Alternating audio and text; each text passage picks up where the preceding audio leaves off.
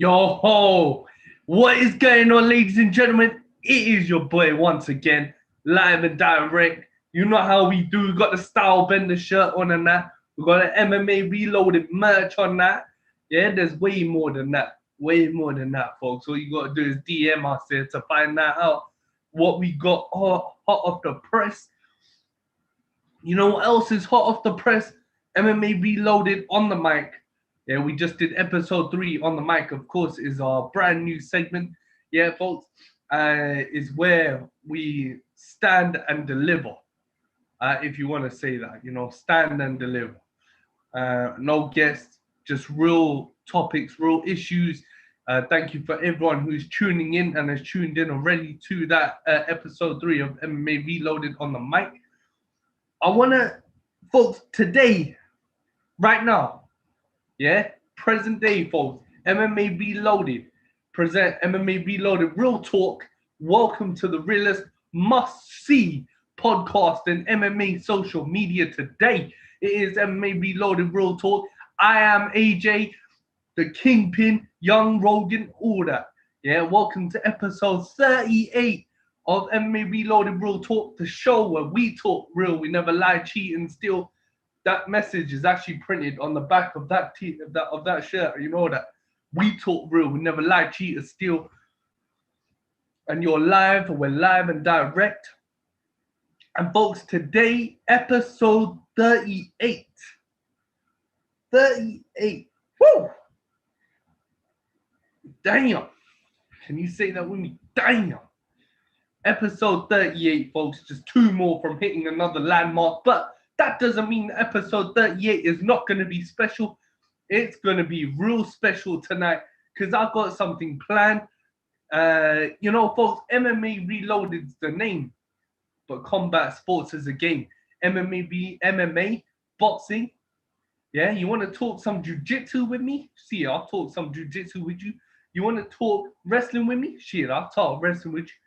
You want to talk some karate, some sambo, taekwondo, any martial art, MMA Reloaded is where you want to tune into. Folks, today, it gives me a real pleasure, yeah, to bring something new, yeah, and we're going to talk a lot of sweet science, a lot of that big ass glove, a lot of that boxing with you today, and we're going to talk it with undefeated MMA prodigy. He's just officially signed his Bellator MMA contract, undefeated 5-0, Jornel A1 Lugo. And folks, we were talking with Jornel a couple of episodes ago. You can go and check that out. Of course, it is MMA Reloaded, episode 35 with Jornel Lugo. And folks, we have some real interesting takes from Jornel, and I can't wait to sit with him again and heat this shit up. You know what I mean? Keep heating it up. And folks, the UFC is heating it up in just less than 10 days. Well, I think about 10 days now, yeah? Just in about 10 days, the UFC will kick off Fight Island with Max Holloway and Calvin Kattar. We're also going after that with UFC 257. Then I think there's January the 20th. I think Michael Chiesa and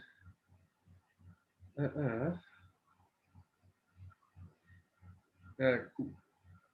So yeah, cool.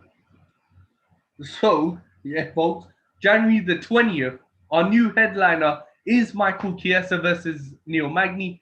We posted that one up too. I couldn't find 2 more deserving guys to be a headliner than Neil Magny and Michael Chiesa. And folks, of course, we got to do the particulars with Jornel Lugo. So I suggest y'all sit back, relax, enjoy the ride, grab yourself a drink or something, you know what I mean? Yeah, while we do the particulars. All right.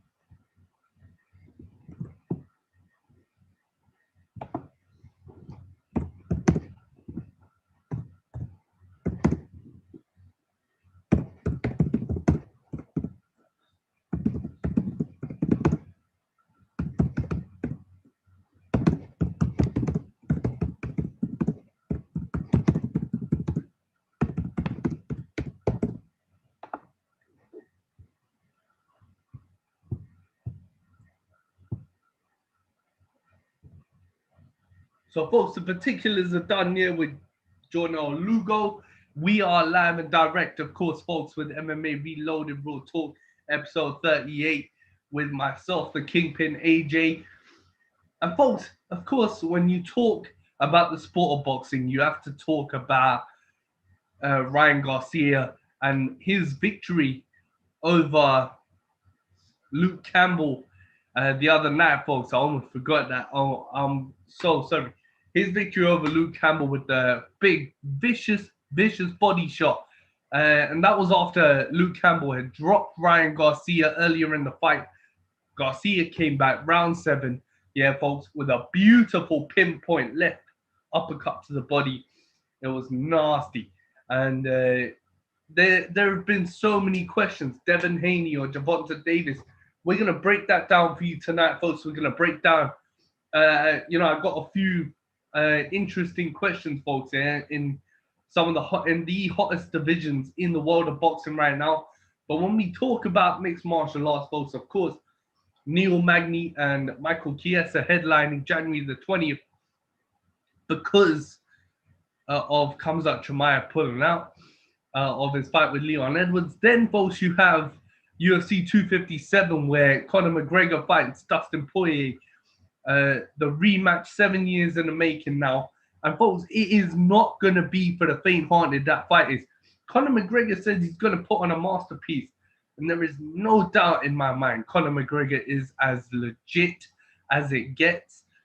But does Conor McGregor get it done, though? Does he get it done against this version of Dustin Poirier? 4 world champions he's beaten. He is as evolved. He's still in his prime. He's even before his prime, even if you don't believe in age, you know what I mean? So Conor McGregor has got to be considerate. He's got to be respectful about what version of Dustin Poirier he's walking into. Now, when he walks into this fight, folks, it is not going to be something that, it is just drawn out. And he's not just going to crack Dustin again with that little left hand. Yeah, it's going to be a great fight, no doubt about it. I'm expecting probably a 5-rounder or Dustin Poirier submit him or something. You know what I mean? A lot of people get a round 5 submission there from Dustin Poirier. Poirier has a well-rounded game. He knows what he's doing in there. He's so evolved. Conor has fantastic timing, dynamic movement, that speed. His takedown defense is getting so better. He's getting so much better now. Dustin Poirier cannot underestimate Conor McGregor's takedown defense if he tries to go that route. Folks, and that will cap off the triple header of Fight Island to kick off 2021 in the UFC. Michael Chiesa, Neil Magny, there are some great fights, folks, that have been slated for January the 20th, including my boy. Let's see what I've won right now. Yeah, with my boy. I know a couple of MMA Reloaded originals, folks, are fighting on that card. So we just got to find this shit out, you know what I mean? Yeah. So check this out. Oh, what the schmo? Alright, cool. There ain't been no announced fights yet. Yeah. But, folks, look out for Jerome Rivera, of course, the Renegade. You've seen him, of course, right here, man, on MMA Reloaded Raw Talk, as hungry of a competitor in mixed martial arts. And that flyweight division, folks, has got to be wary of someone like Jerome Rivera. He's coming in the same path as Brandon Royval. And look what Brandon Royval's done. Jerome Rivera's got Francisco Figueiredo, the brother of Davison Figueiredo, in front of him January 20th. Have a look at that one, folks. Here, that is going to be a fantastic fight. Folks, when we look at what kicks us off, Max Holloway versus Calvin Kattar. Now, you saw what Calvin Kattar, you saw what Rob Font has done over the course of, you saw what Rob Font did to Marlon Moraes. And that was his return. He was injured. He had he had a knee injury, and you had to think that's what we could see from Calvin Guitar. Calvin Guitar is so explosive, so technically sound. He knows exactly what he's doing, how to do it, and where to do it in, bro. Yeah, he knows his range. He knows his versatility. He knows what his hands can do. And there is so much power in Calvin Guitar. What you got here, folks, is you got two long featherweights. Max Holloway, the ultimate legend. He's not even 30 years old yet, folks. He's beaten the best. He's faced the best. And there is so much that Max Holloway can still do. He's not even at his prime yet, and he's already fighting like it. You got such a mature outlook in that young man. That Max Holloway is not. Max Holloway, folks. I got to tell you, he's on a mission. He knows. I know. Millions of fans know that Max Holloway got screwed in the rematch against Alexander Volkanovski. Max Holloway won that fight. He won that fight easy. He used his reach against Volkanovski. He versatile his kicks, his attack. He caught Volkanovski as Alex was trying to come in on him. It was a fantastic performance, but he wasn't awarded the championship. And you got to think, yeah, that itches his craw, that itches his skin. It's a thorn in his ass, a little. And when it's a thorn in your ass, the first thing and the only thing you want to do is take that thorn out and shove it in your opponent's ass. Yeah?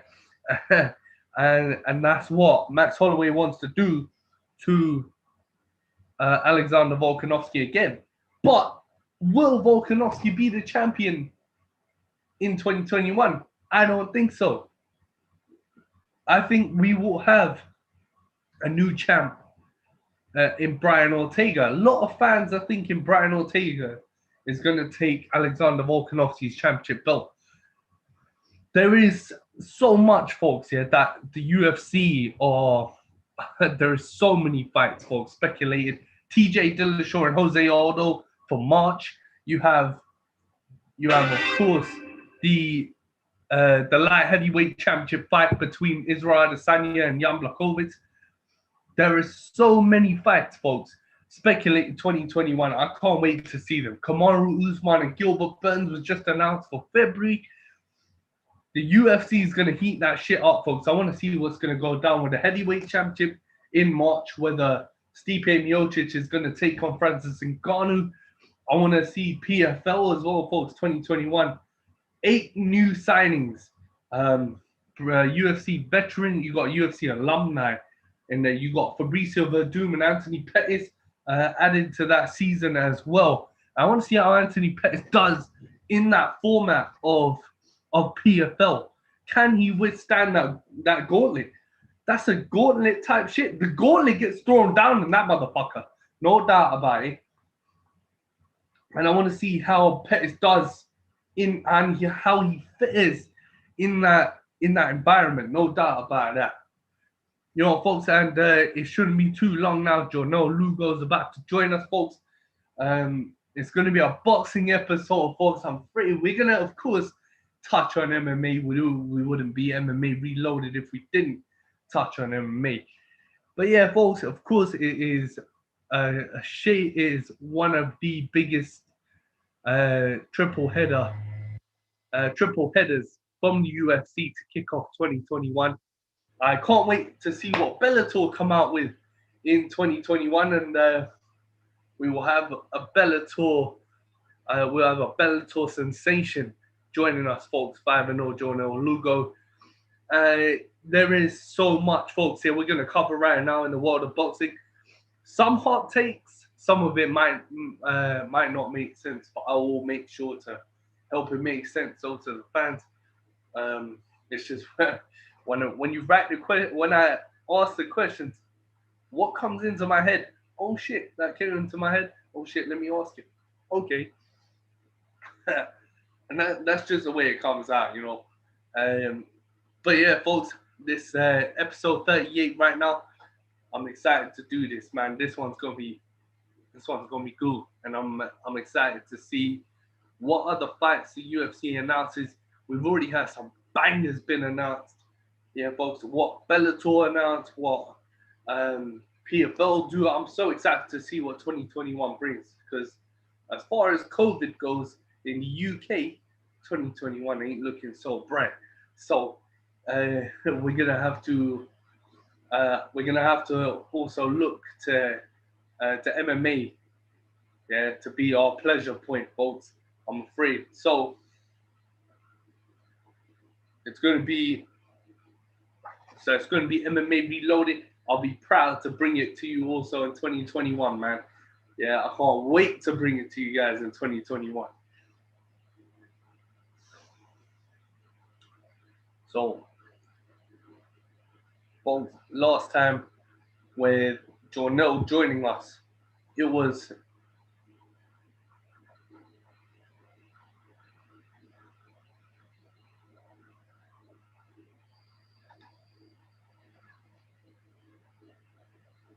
oh hell yeah. All right.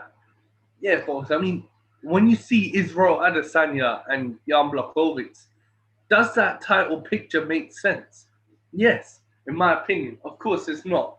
Israel's not ranked at light heavyweight. Israel is the undefeated, undisputed, reigning, defending middleweight champion of the UFC. But moving up and doing a champion versus champion fight against Jan Blachowicz shows the hunger and it shows the grit of Israel Adesanya wanting to be the greatest of all time. And will he be greater than John Jones in terms of star power and title defenses?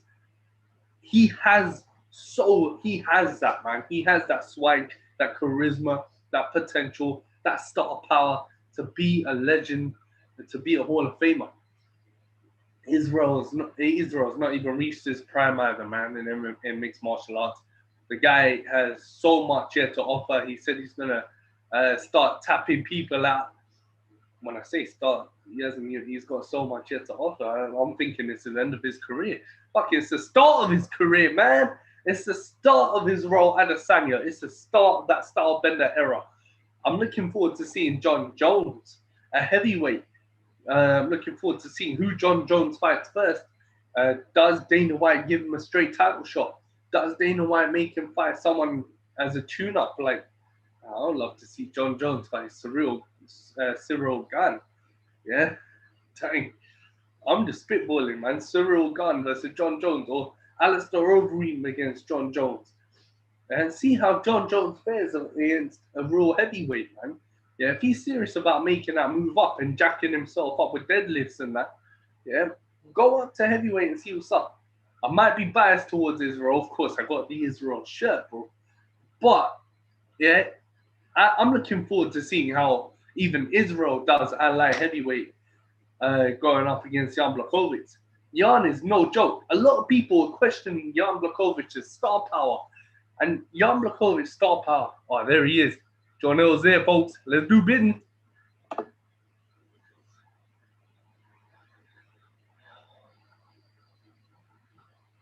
Hey, hell. Yo, you can hear me? Yeah, I can hear you, brother. Dang. What's going on, man? Damn, man. It's been a minute, man. It's been a hot minute, real hot. It's been about a week or two. It's like, nah, it's been like 3 weeks. It's been like 3 weeks. Yeah, man, but the way it ended was a bit abrupt, nah. It sucked ass. But now, folks, I hope you're doing good, bro. I hope you're keeping safe. I hope you're keeping cool out there, man. Yeah, man, I am just training. Just keep my head down training. Yeah, man. Skills pay bills. Skills. Yeah, they do, man, for sure. You know, bro, this episode, right? We were talking about at the end of the last episode. We were talking about what inspired you, who you admired in the world of boxing. Yeah, bro. You said a lot of boxers admired you and inspired you to become the fighter you are today. You know, and I just want to pick up where we left off. Who are some of your who are some of the fighters you admire, and some of the fighters who inspired you to get into this sport, man? And like boxing or like all of like martial arts. Yeah, all of martial arts. So yeah, you know, for me mostly it's gonna be a lot of boxers. I looked up to a lot of boxers throughout my time. Floyd Mayweather, being most influential person to me, period, out of any fighter there is. Floyd Mayweather, and then there's a lot of guys that I like, from Errol Spence to all the 35ers. I got a lot of good guys. Ryan Garcia, his body mechanics are beautiful, right? We just seen that the knockout the other day. Devin Haney, obviously he's similar to Floyd, so I mean, if I like Floyd, gotta like Devin Haney. Let's see who else. Canelo Alvarez, his body mechanics too, and Canelo Alvarez and Ryan Garcia are now they're training at the same team, so his body mechanics and just the way he puts combos together, his defense is impeccable. Tyson Fury, a lot of the old guys, a couple of old time boxers that I watch. I never heard of them, but there's a guy named Ricardo Lopez. There's another guy named Ricardo. That guy's good, man. His footwork is flawless. There's another guy named Salvador Sanchez. He's a great boxer from back in the day. And then you got in MMA, I would say. So in MMA, let's see. Who do I like? Israel Adesanya. I like Israel style. I like that he can fight. Yeah. I like the way he can fight in both leads. He's a specialist, He specializes in stand-up. And you know what? You can talk bad about his grappling, or you can say whatever, but you wouldn't know because no one can get him down. So, and if they do get him down, he pops right back up. His get-ups are amazing. So, like, he's such a good specialist, man. And that leads me almost into another topic, a topic about, like, it seems like specialists do very well in the sport. Like, there's well-rounded fighters, but specialists do well in the sport. I like John Jones. I wouldn't say I took too much. I haven't really took anything from John Jones in particular, to be honest, because of his length and size. So I wouldn't say him, but I do like him. I like the stuff that he does. I was influenced by Conor a little bit at one point. I had such a hard time in MMA thinking about who inspired me, and that's my sport. Man, bro, I would say John Jones is not a bad guy to admire after, man. I think, bro, your list right there, is all-star legends, first ballot Hall of Famers right there, man. Bro, with John Jones, for a bantamweight, bro, I was saying you're tall, man. You're a long bantamweight, right? Yeah. Yeah. I mean, I'm not like extra long, but I got a lanky body. Yeah. So I would think taking some stuff off John Jones is not a bad idea, man. I think the things that I like about him is going to be like his clinch work. His clinch work is very good. That's a part of MMA that I feel is lacking big time. Like if you watch Muay Thai and you watch the guys out in 1FC, these guys have great clinch work, Demetrius Johnson is great in the clinch. Mm-hmm. Peter Yan, the 135-pound champion, his clinch work is amazing. He's so strong. He's so strong, bro. His clinches. His upper body strength is amazing, bro. Yeah. A lot of that Muay Thai clinch work. John Jones is real good with his wrist control. His clinch work, his elbows off the clinch. Yep. So like that's an area in MMA right now that's not focused on as heavy. So that's an area that I'm definitely working on. So that way I can try to dominate that field as well. So if I was gonna say anything that I aspire like to be like John Jones in the clinch area. I think that goes back to what you were saying about specialists, right? At 1FC. Most of those guys, if not all of them, are Muay Thai specialists. They have their own Muay Thai division, right? Yes. Those guys are nuts, man. Like, you better have your sound on, when you're watching that fight. At one. Right? Yeah. It's crazy. And their clinch work, man. It's amazing. The way they do just as much clinch work as they do stand-up. Yep. And not like wrestling, we're pummeling for a takedown. They're trying to fight you right there. So when the wrestlers try to wrestle these guys and they can't get a takedown and they end up in a clinch battle, now it's another ball game. Damn right. I would say the clinch work is, and I would say that whole area of Muay Thai, Jornel, it goes back to that specialist routine. This is how these guys were brought up, right? Yeah, you come up through Thailand, and you come up through the Oriental. Yeah, bro, that's what you're learning, man, from the age of like 10, 12 years old. Yeah, and bro, their clinch work is on another level because they show you stuff that you've never seen before. Exactly. That's why we have to play catch up, especially right now. And that's a field in MMA that's not explored obviously it is, but not as heavily as like stand up and grappling. Oh, definitely, man. And bro, I want to congratulate you, yeah, on becoming an official member of the Bellator roster. Yeah, bro, you signed your contract, man. I wanna congratulate you, man. That's a big feat right there. Thank you, man. Yeah, it was big for me too, man. Real big for me. And it's like now I'm in, and I just gotta put my nose down and make sure I get better, man, because these guys are good. And then like, yeah, man. And then when I looked at the bantamweight division, right, bro, and if you look back at the Bellator bantamweight division, it's full of straight killers. Like those guys are nasty, bro. Like I looked at them. I'm like, shit, bro. That's just some of them. Yeah, you got like guys. They definitely have a nice division in Bellator for 135. That's one of the stronger divisions. And Bellator, I would say, they got a good 170-pound division, a good 135, and a good 145. Those are the strongest divisions, in my opinion. I think 55 is not as strong. 85, 205, and heavyweight are not as strong. I think 145, bro, because you got Pitbull as the champ. Yeah, that shit is people are. Man, like you got AJ McKee at 145 too, man. That's crazy. And they've got some good fighters over there, 45, 35, and 70. Those are, I think, stacked divisions over there. When you see 35, bro, of course, now at 135 pounds, they just did the Grand Prix. They did the tournament, bro. Would you like to be a part of something like that to kick it off, or did you have anyone that you would like to fight to kick it off, or what did you have in mind going into bantamweight at Bellator? I mean, I initially thought I wanted to get a couple fights in before going right into the tournament, because if you go into the tournament, you could probably fight the champ first fight. Ooh. You know, and I'm not saying you know, I'm gonna fight him eventually, regardless.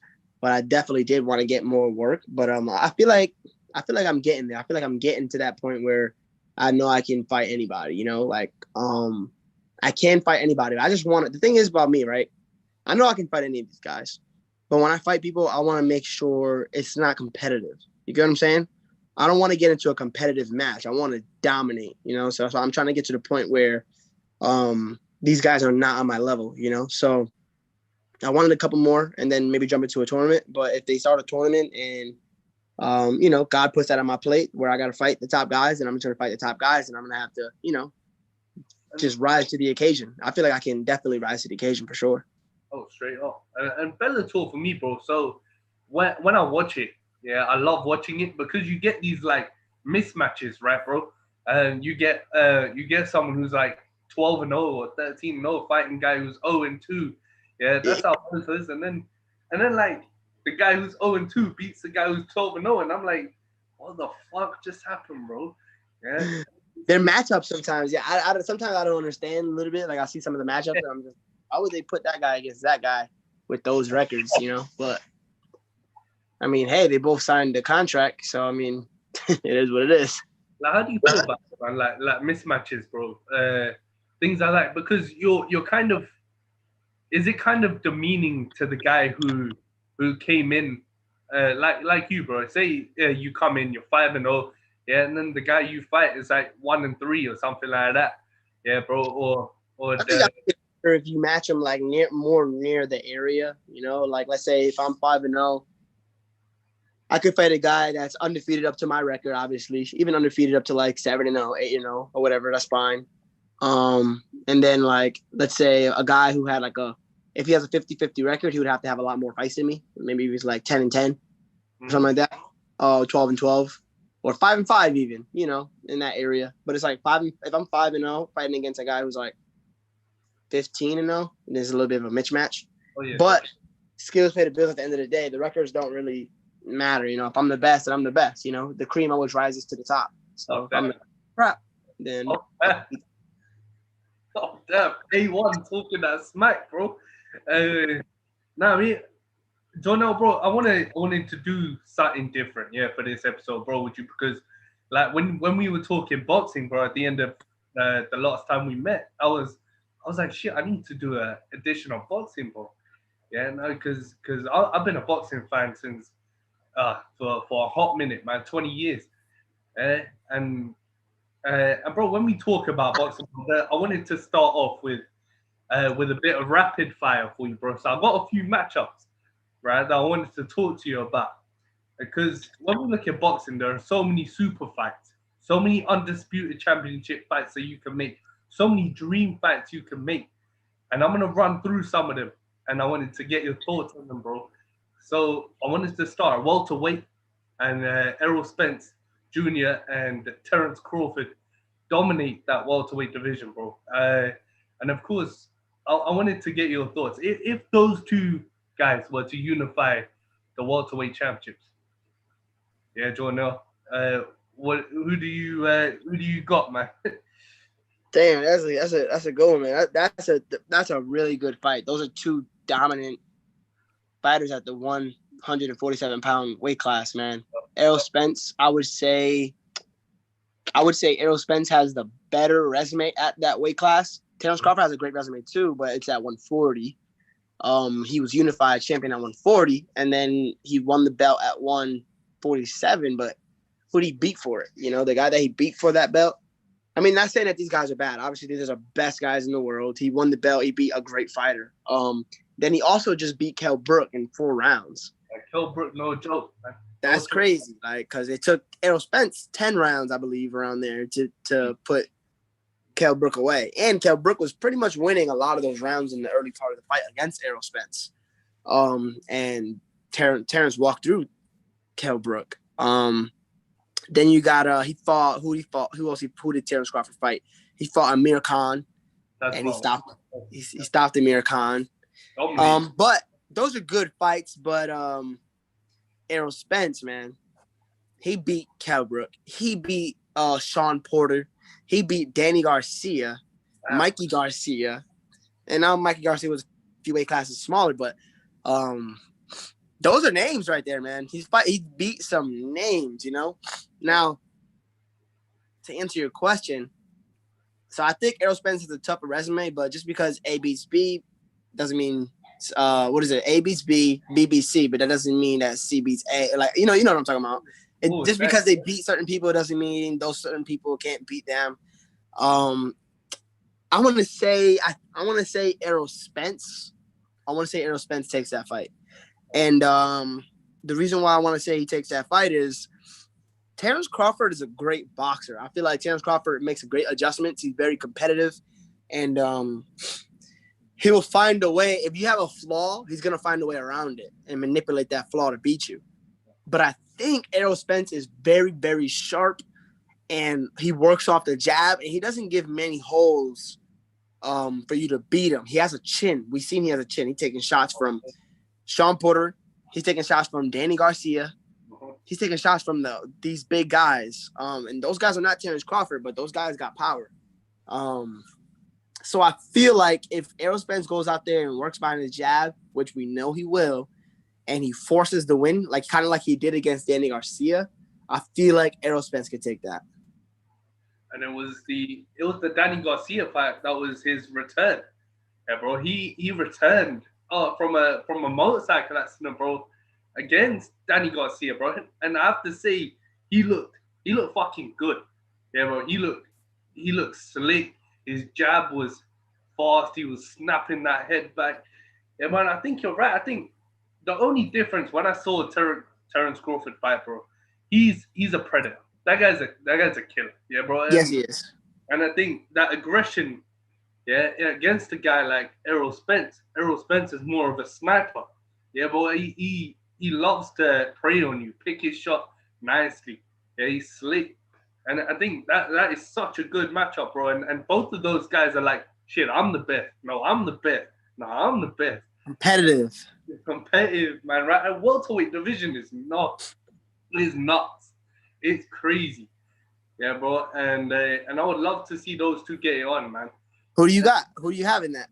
I gotta say I got Errol Spence, man. I got Errol Spence, definitely. So you gotta edge it out, right? Like this is what I say: if anybody can beat Errol, it's Terence. Yeah, definitely. If it's not Terence, no one's beating him. Well, maybe Keith Thurman back in his prime. I think Keith Thurman, bro. Keith Thurman is still he was one of the greats. Yeah, He was fire. It's just his attitude. I don't know what happened to his energy. Like, I don't know what happened. Like, ever since Errol Spence came up, it's like Keith Thurman is just not the same. No, and even I think. Do you think Sean Porter could still rise up? Yeah, bro, because he's lost to both guys. Like, it's not. It's not like because I lost to Errol Spence, I can't still go up in the rank. But he beat Danny. He beat Danny. He beat Danny Garcia, bro. And I think Showtime, Sean Porter, he can still do it, man. Yeah, get his ass back up there, you know. He's at the top. I mean, I think him and Terrence Crawford. I think that's a good matchup stylistically. That's a great fight. Because I feel like Sean Porter is on your ass. You know the way he fights. And Errol, Terrence could probably put him away. I mean, well, I don't know because Sean Porter got a chin. That's a stylistic. That's a good fight right there. Sean Porter's taken some huge shots, bro. He took some huge shots throughout. He's got a chin, so I think if Terrence can get through Sean easily, then that'll probably mean that Terrence can beat Errol Spence. That'd kind of be like, I feel like a good measuring stick. If he can get through him easy, because no one's beat Sean easy. Well, actually, Kell Brook did. I guess he kind of schooled him. But besides that, Keith Thurman it was a toss-up who won. The Errol Spence fight, I thought Sean Porter was up against Errol Spence until he knocked him down. He needed that knockdown. Oh, dang. Yeah. He needed that knockdown against Errol Spence. When Errol Spence knocked him down, I was like, okay, that now you could be okay. Before that, I was like, I don't know, man. Kind of, I feel like Sean edging it out, you know. To me, man, that was just the pace, bro, of Errol, man. Errol needed that fight was crazy. He needed that, man. Like, you're right, you know. Now that knockdown, he needed that knockdown, right? Yeah, now that I look back, yeah, bro. Because if it wasn't for that, I don't know what would have happened. Oh, man. And that welterweight division is nuts. Yeah, bro. And then when you look at middleweight and you want to go up, you look at Canelo. Yeah, bro. And Canelo dominating that division, bro. What, it was 168? What's middleweight over there? Because isn't it 160? Yeah, 160. Wait. I think so. Yeah, 160. Yeah, and I think Canelo's at 168. I think Canelo. Shit. I think that's super middleweight, huh? Yeah, he jumped past the 160, because Gennady Golovkin's at 160. And then you got Charlo as well at 160. Jamal Charlo at 160. Yeah, Jamal Charlo at 160. I was gonna say, yeah, Jornel, bro. I mean, who does Canelo fight? I was gonna match Canelo up next with Jamal Charlo, bro. Yeah, if he needs to, that fight needs to happen while they're both young and in their primes. I think Charlo hasn't even gotten that. He needs that break, man. Everybody does, though. Everybody does. At that weight class, everyone does. Because it's like who else is there to beat? It's 31-0, man. Would you like to see another Triple G? Nah, I don't want to. No, I wouldn't like to see. I'm not checking for that G. Nah.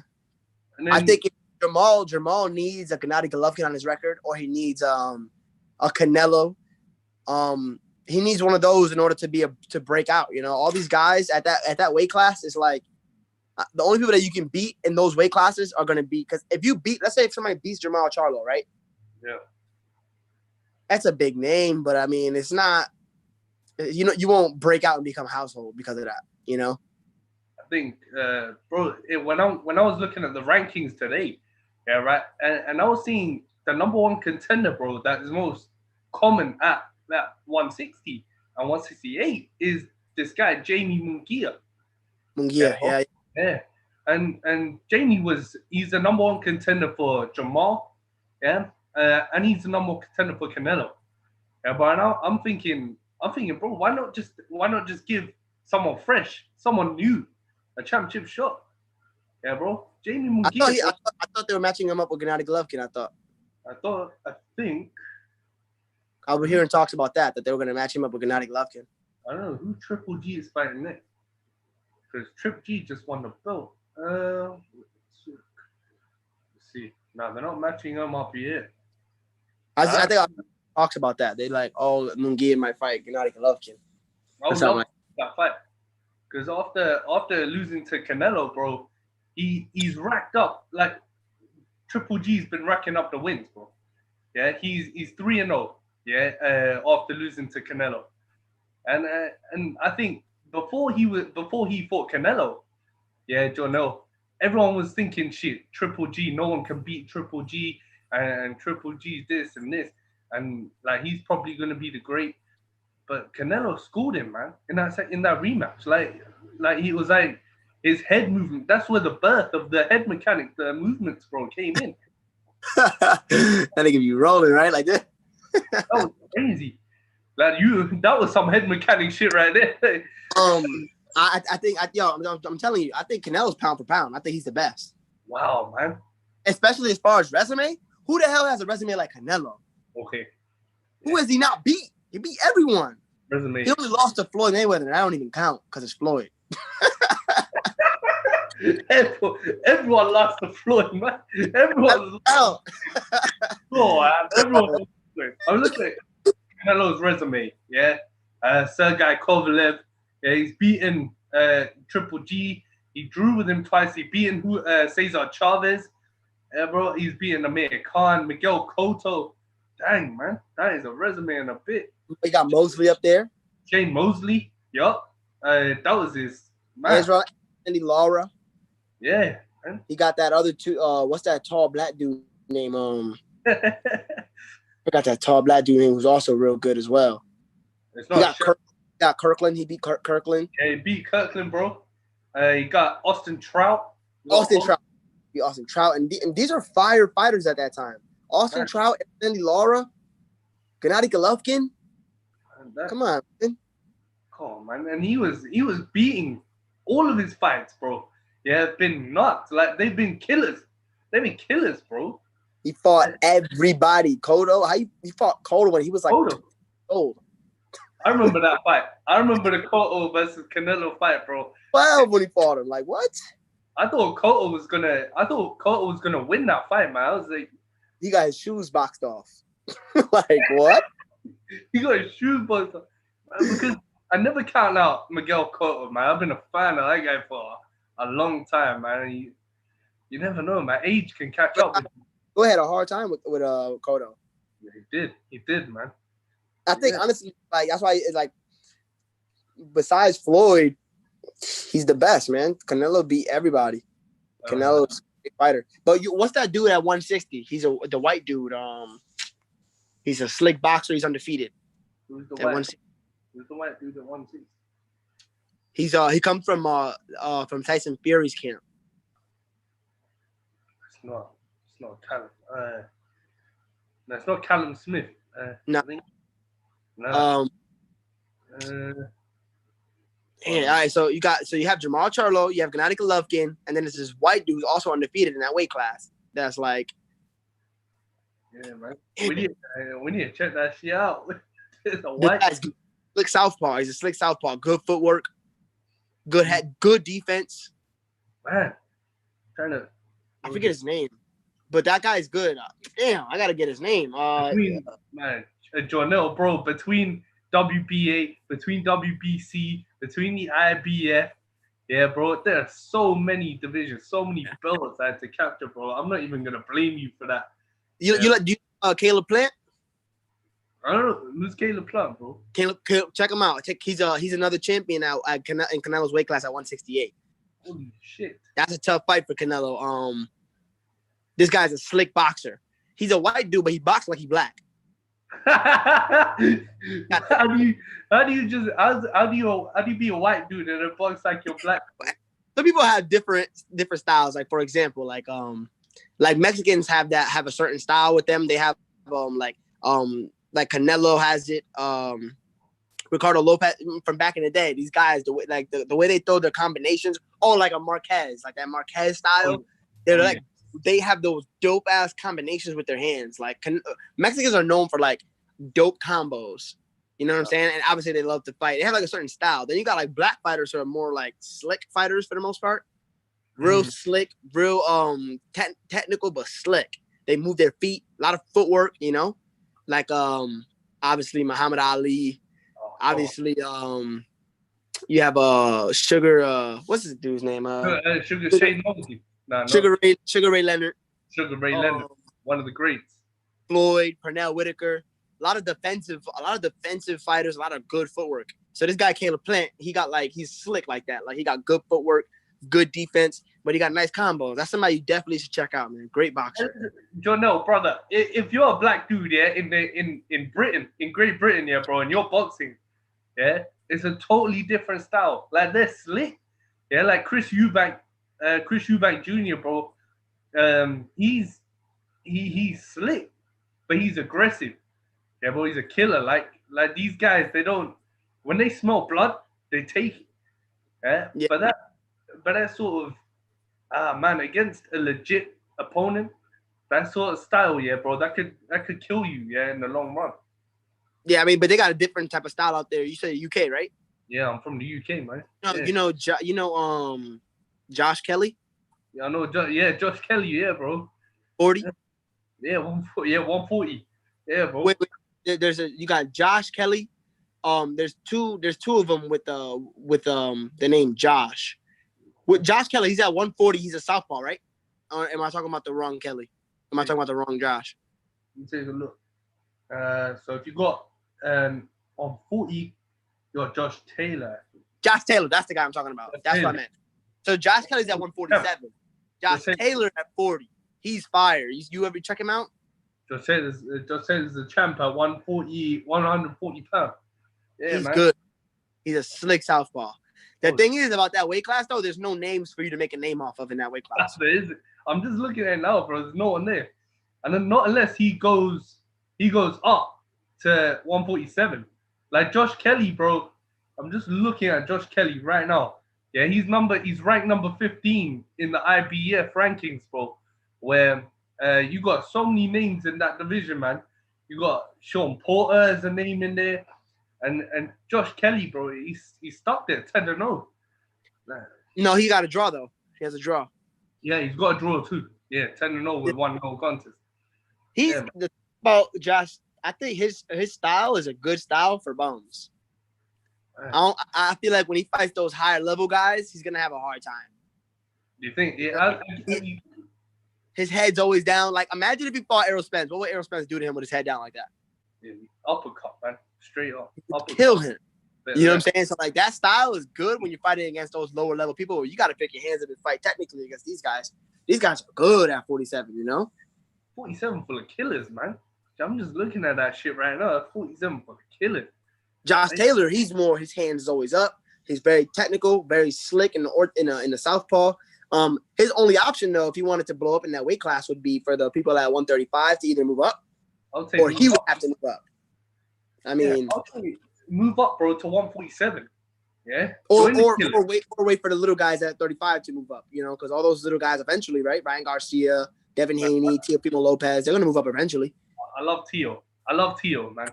When Teo beat Lomachenko, yeah, bro, I was like, holy shit. Literally. He not only beat him, but like beat him like almost kind of easily, kind of. Convincingly, man. He had a hard time at the end, but he had 6 clean rounds like by himself in the beginning. And then you got Devin Haney at number 2 in the he's the number 2 contender for the Ring Magazine Championship. And Teo's holding that title. Yeah, bro. Teo runs that division. Like 135 is Teo. Yeah, he does. You got Devin Haney. You got George Cambosos Jr. Yeah, bro. You got fucking Loma. If you want to see Loma rematch, yeah, bro, you got Ryan Garcia. I don't want a rematch. Come on, man. I want to see Loma's too good, man. Like, bro, when Loma was running through fools, like he was just eating dinner. Yeah, bro. He was running through him like he was just eating, bro. Yeah. I want to fight with one of the other guys though. Like, the people are too crazy about these rematches, man. Like, let him fight Devin Haney. Let him fight Tank. Let him fight. Let him move back because he's a 130 pounder still. Let him fight Shakur Stevenson. Oh man, I love Shakur. Oh, bro. When we talk about 135, yeah, Shakur is the 130. shit. 130. 130. Yeah, Shakur 30. Shakur is the shit. He is the shit. Yeah, but and when you talk about 130, Tank is right now. Well, Tank could do this, man. You got Jamal Herring, who's the champ, WBO 130-pound champion right now. 130? Yeah, 130. And then you got. Yeah, I'm not too familiar with that weight class. I only know a guy. I pretty much just know Shakur in that weight class. But is there competition down there really? If you look at it, man, there's a few like Carl Frampton. Carl Frampton was a guy. He's a guy from Great Britain. He's a guy from the UK. Yeah, Yeah. and that guy's a beast. He's slick, but he's sharp. Yeah, bro. What is he? White, black? He's white. White dude. And he fights at 130. You said? Yeah, but he's a white guy that fights like a white boxer. Yeah, bro. What part of the UK is he from? I think up north, bro. Let me just check. I think from Manchester. I know who you're talking about. Yeah, I think he's from Manchester. He's from Ireland. He's from Ireland. I know who you're talking about. Then I was like, wait, is he from Ireland? I was gonna ask you, is he from Ireland? Yeah, and I know that kid. That kid's good. Carl Frampton, bro. Yeah. Is he undefeated still? No, still undefeated? 28-2. Oh, okay. He was wasn't what's it called? Didn't Conor McGregor was there for his debut, if I'm not mistaken? Did that guy? I thought that guy had his debut at in the Madison Square Garden. Yeah, I think he did. Yeah, he did. Yeah, he wore like those green gloves, and Conor was there. Uh-huh. Okay, yeah, I checked him out. Yeah, that guy's pretty good. But then he got 2 losses. No, he got 2 losses. He's like he's 1-2 in his last 3 fights. Yeah, man. Damn, how'd he be in this kid? At 130, must be some competition down there for him to be losing. Hey, you never know, man. There look to be some players. Like if you got Tank if you got Shakur Stevenson and number Shakur the best, I think. I don't think nobody. I think out of all the young bucks, Shakur the best. Shakur, one of the greats. Come on. Yeah, he's. I think I don't see Tank beating him. I don't see Lomachenko beating him. Ryan Garcia definitely not beating Shakur. Devin Haney, they sparred. He handled Devin Haney in sparring. That was a long time ago though. But Devin. I feel like Shakur would probably edge it out over Devin. I feel like Tio is probably the toughest one because Tio's a big boy. I would like to see Tio fight Devin. If Tio fights Devin, yeah, I would love to see that fight. I feel like Devin would take that on points. Yeah, Devin's too like he's a technical guy. He's one of the most technically gifted boxers, bro. Yeah, he's only 22 years old. So sound defenses. I feel like his footwork. He gonna move his feet. He gonna move his head. He's not gonna let Teofimo touch him. And Teofimo's gonna get annoyed and he's gonna get pop shotted. I think he's gonna win on points. Tio's got that experience though. Jornel, he's got that experience, man. That when you beat Loma, yeah, your stock goes up. Yeah, but it goes up. That was his breakout fight, you know. He needed that. That was his breakout fight. That a lot of people never get to do something so big in their lifetime. Straight up. That was a crazy ass fight, bro. And lastly, Jornel, Ryan Garcia. Yeah. And Ryan Garcia just beat Luke Campbell, yeah, bro. Huge body shot. Now I think it's time. Okay, Gervonta Davis, bro. Tank is the fight, right? We all want to see Tank. We want to see Tank fight Ryan Garcia, no doubt. But Devin Haney called out Ryan Garcia too, right? Nah, he's not. They're gonna bypass Devin Haney. I think it's gonna be tanking Ryan Garcia. But check this out, yeah. Devin Haney beat Ryan Garcia twice in 2015. Yeah, bro. They're 3-3. Huh? They're 3-3 against each other. Oh, really? Oh shit! I thought he beat him. I thought he got 2 clean. They fought times. Oh shit, man. Yeah, and Devin got 3 of them, but Devin got the ones when they were older. Yeah, man. Those are the ones that count more, right? Because you're a lot more like in your prime now, man.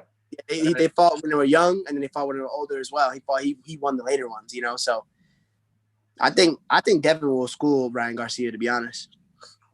Technically, I think so. I think he's too good to get caught with Ryan's left hand.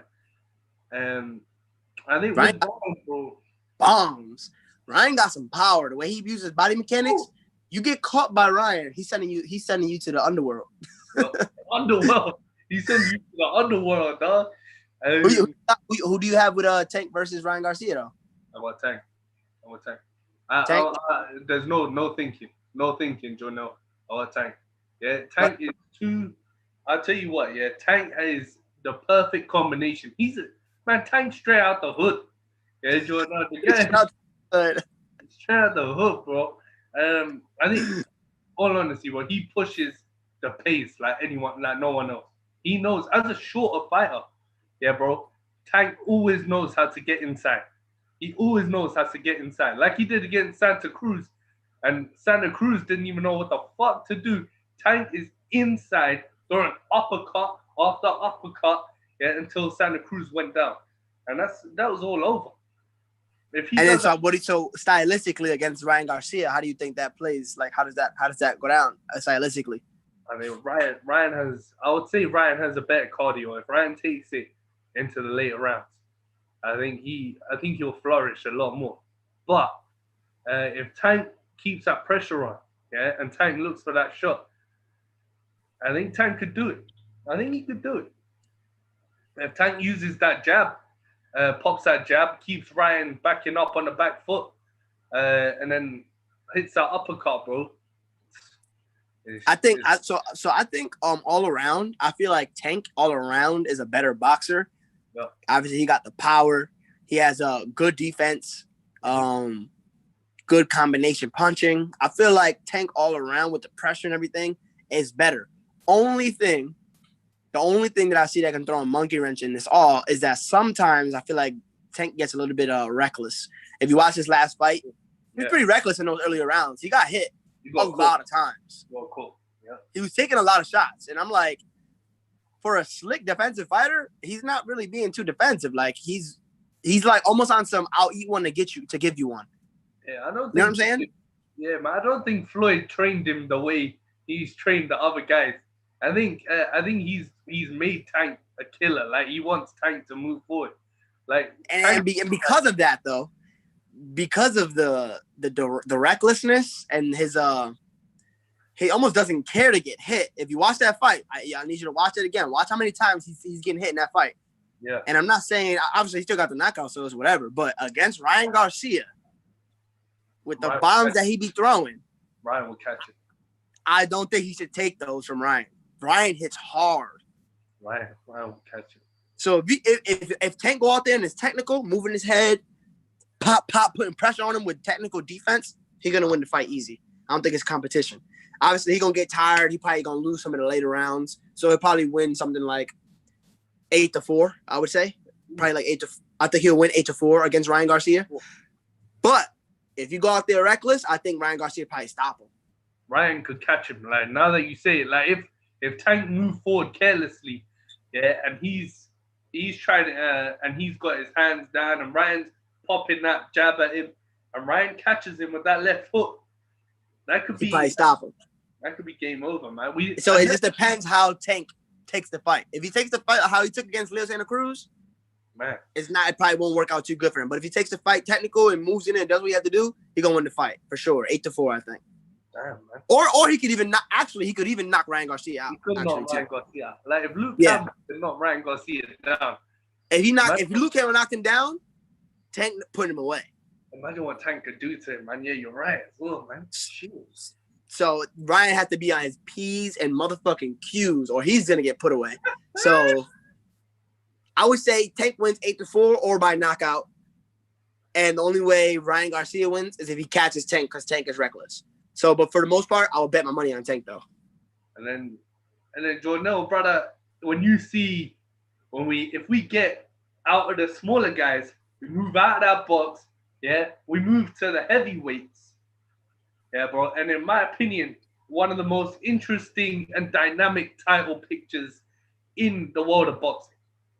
Yeah, one of the most interesting and dynamic pictures. You got Tyson Fury and Anthony Joshua ruling that roost, or ruling that division. Yeah, and this is inevitable because you had Deontay Wilder. Everyone thought Wilder was gonna run through Tyson Fury in a rematch. They stupid. And then, what do you think, man? Do you think that just sort of pisses on all of Deontay Wilder's wins before that? Because he's not. I didn't see him as a technical guy. I never saw Deontay Wilder as a guy who could go punch for punch with some of the greats. No. Yeah. I would say so. Like, so Wilder. I mean, As far as punch wise, he probably got the strongest punch there ever been. But technically, one-on-one. Yeah. Technical wise, his technique is. I mean, obviously, he's not trash because you can't be a champion and be undefeated for so long and be trash. So he's doing something right. We probably can't relate to it because we don't have that same kind of power. So we've never built a system around such power. So he built his own system and came up with his own conclusions about how to use his right hand. And that right hand is probably one of the best right hands ever, period, in any weight class ever. But Tyson Fury, man. Tyson Fury has the technique and movement of a little guy, like amazingly smart and crafty in there. Moves his feet, slicks, pops the jab out. He got the long range. I thought Tyson was gonna win that fight against Joshua though. Joshua is also technical. He's a technical fighter.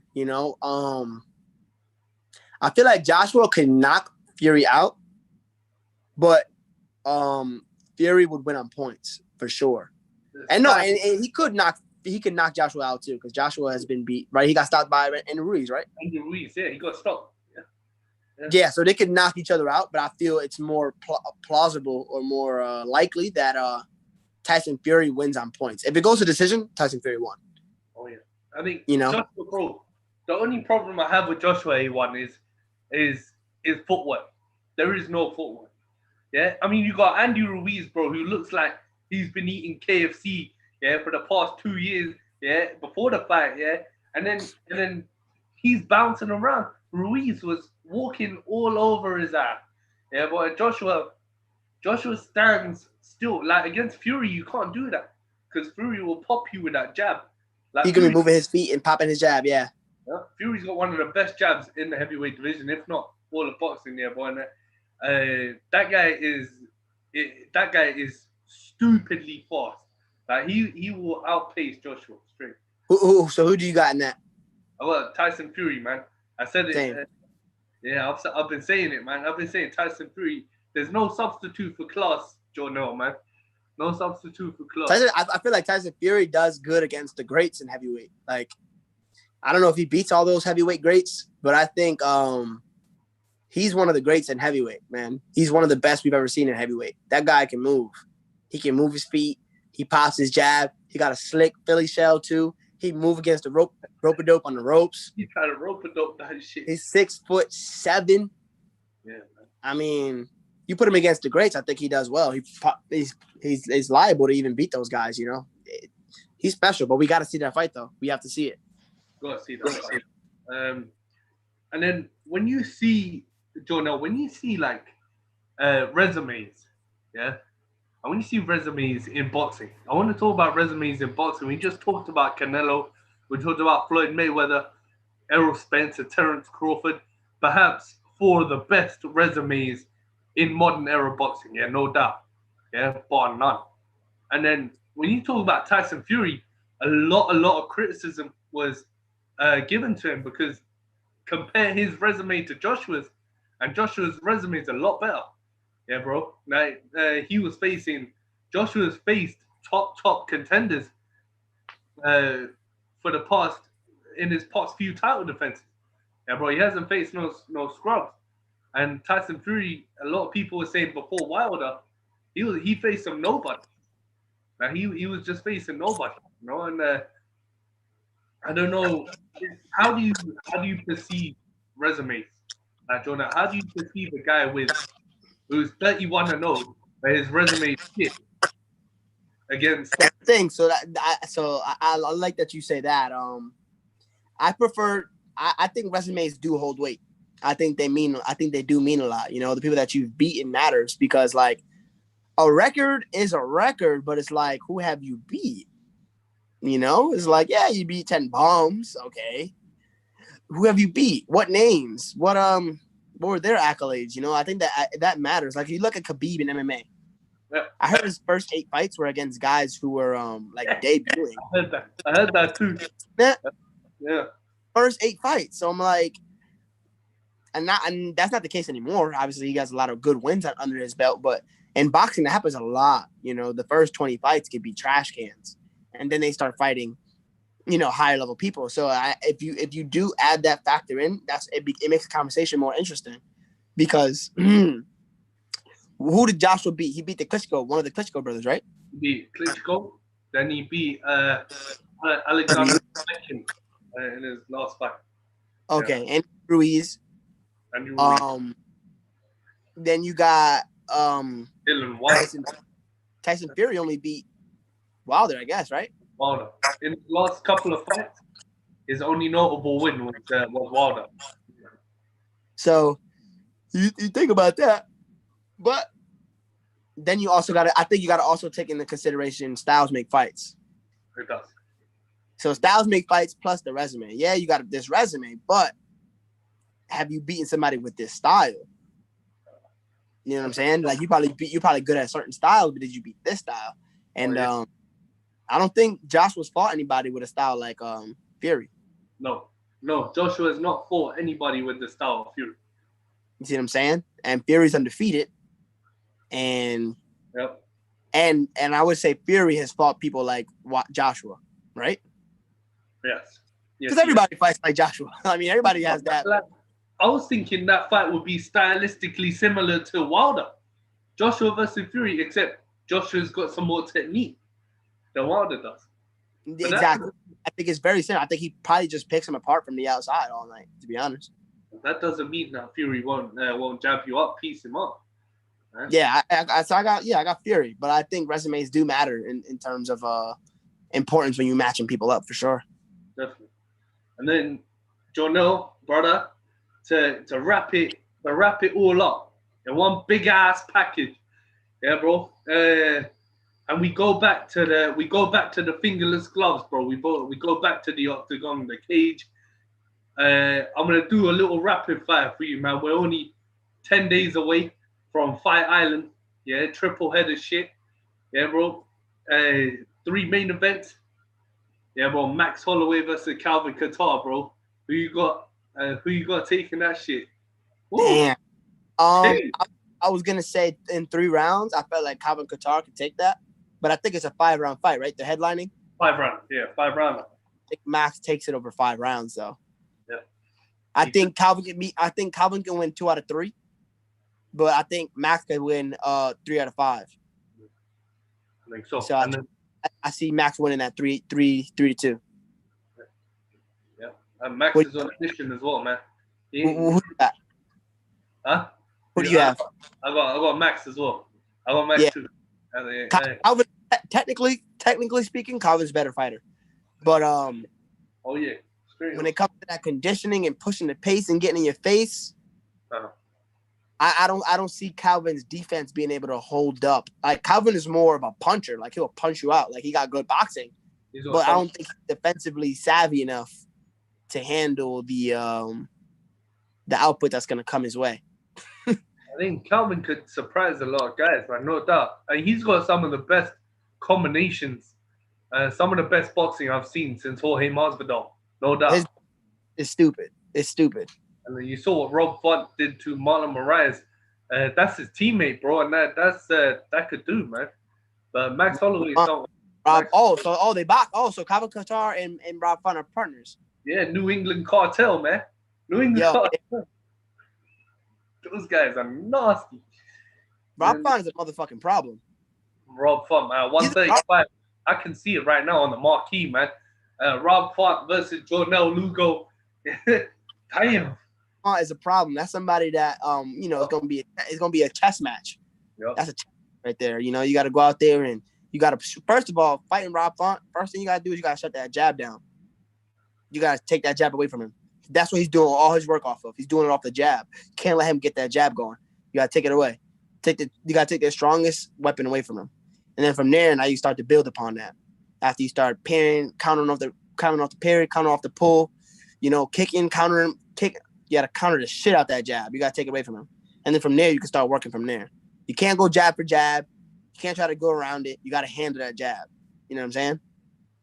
Because he used that jab. He uses his hands so smart.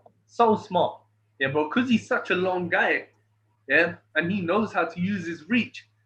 Yeah, bro, he uses that jab to read it. He reads his reach. Then he moves in. then you got the jab right hand, then you got the jab uppercut, then you got the left hook, then he switches stances. Yeah, Jornel, bro, Rob Font, no doubt in my mind, it will be a championship contender. No, he is top 5 now. Top 5, straight up, he is. Yeah, he is, no doubt. He's in top 5 now, so now he's gonna be fighting against the top guys. I can't wait to see who he fights next. Liable to fight Aldo. I think him and Aldo will be a good fight. I think he stops Aldo. He could possibly even fight somebody. Well, nah, I was thinking Cody, but Cody wouldn't fight him. Cody's going down to 125, man. He's thinking about he's going to 30. He's going to 25, but I think he might have to wait because Figueiredo has to fight that one guy again. So he has to fight him again. So I don't see Cody like, oh, let me take a fight to kill some time between against a Rob Font. He's not going to do that, you know. Rob Font, what's his name? TJ Dillashaw. That would be a good fight. Matt, Jose Aldo, they were talking about putting Jose Aldo against TJ Dillashaw in March. I don't know. I got TJ. Aldo called for it as well, man. He called for that shit, boy. I got TJ. TJ gonna put the works on him. No, you think so? Yeah. Technically, man, TJ one of the best.